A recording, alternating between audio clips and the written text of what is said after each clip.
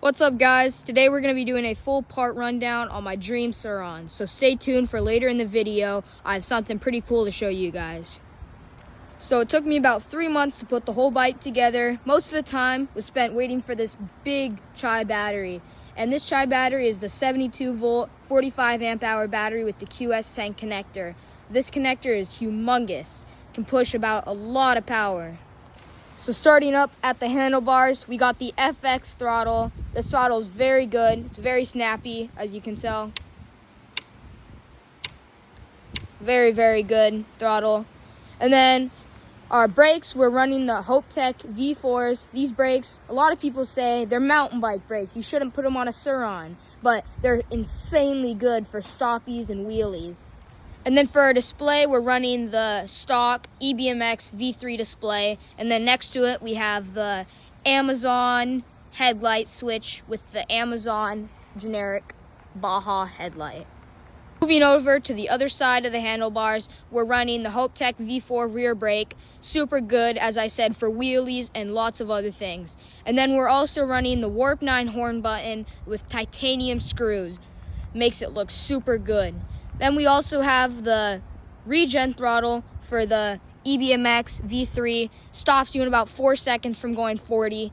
And then we also are running the ODI no waffle grips. Super good grips. In my opinion, I don't really like the waffles at all. Moving down a little bit, I have the ODI plate with the Moto Cuts front graphic. I have the sparkle gloss type, and we have prickly parts, thrill seekers, Chai batteries, and Warp 9, running 31, best number out.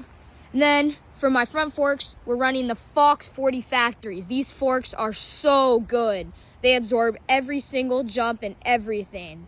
And then moving down for the wheel, we have the Milk Racing, gray hubs, black wheels.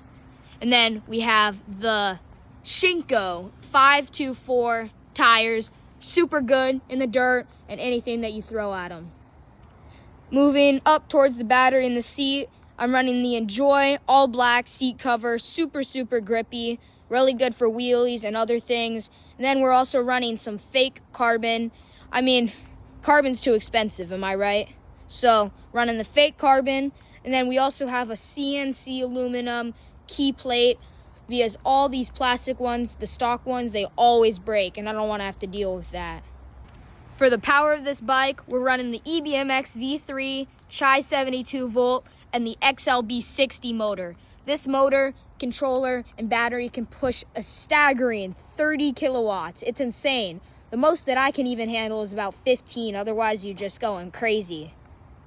For the rear suspension of this bike, we're running the Burner RCP 2S DNM shock. I personally really like this shock. It's the stock one that comes on the 2022 LBX, and I just got a new one and kept it. And then for our linkage, we're running the Warp 9 V2 triangle with the Warp 9 V3 linkage. And then we also have the stock plastic along with a upgraded light and some carbon down below. On this side of the bike, we're running the EBMX bash guard. Really good bash guard. If you're putting it up on the stand, keeps it leveled, the whole bike. Then we're also running this custom footlock that I made. This footlock is really, really good. If you want to comment down below, I can show you how to make it. Then for the primary drive, we're running the chain drive because I've broken too many belts. You don't want to have to deal with it with all this extra power. So I'm running the Warp 9 chain drive conversion along with a prickly parts chain drive cover. For the kickstand, we're running the adjustable JFG kickstand. The reason I'm running this kickstand is because we have a riser lift on this bike, and in the sand and dirt, the kickstand just sinks. For the pegs, on both sides, we're running the Warp 9 all black pegs with the stock mounts. And then moving back, we have the Milk Racing 16 rear wheel with a 90 by 100 by 16 rear tire. Both tires are both Shinko 525s. They're super good in the dirt and everywhere. For brakes and rotors in the rear, we're running Warp 9 rotors. Super good rotors. They don't warp or anything. And then with the Hopetech V4 calipers, super good combination for excellent stopping power. For the jack shaft, we're running the Warp 9 jack shaft bolt with a Warp 9 EK 420 chain going down to the back rear stock sprocket. I didn't choose to upgrade this sprocket because it's a 48 tooth, which pairs perfectly with the Powertrain. Going to the left side footlock, this is an Amazon peg for a BMX bike, and you just drill out the hole on the peg, run a bolt through it, and put it into your bash guard. Then you have dual-sided footlocks that are super good to hold you in when you're doing one-handers.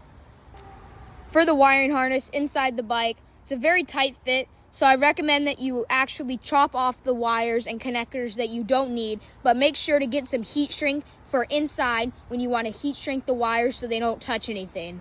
The reason that I did this is because it was very hard to get all the wires smushed between this big humongous tri-battery and the EBMX V3. I also did spray paint that white. Honestly, I feel like it looks a little bit better, matches the build a little bit more. Moving back up to the top, we're running the stock Surron LBX handlebars with the stock Surron mount. The reason I chose to keep all these parts stock is because they feel really good for my height, because I am pretty short and pretty young, so they feel really good for my riding style. This pretty much concludes the end of my Surron build. If you have any questions or comments, drop them in the comments section. Also, make sure to like, subscribe, and I'll see you guys in another video.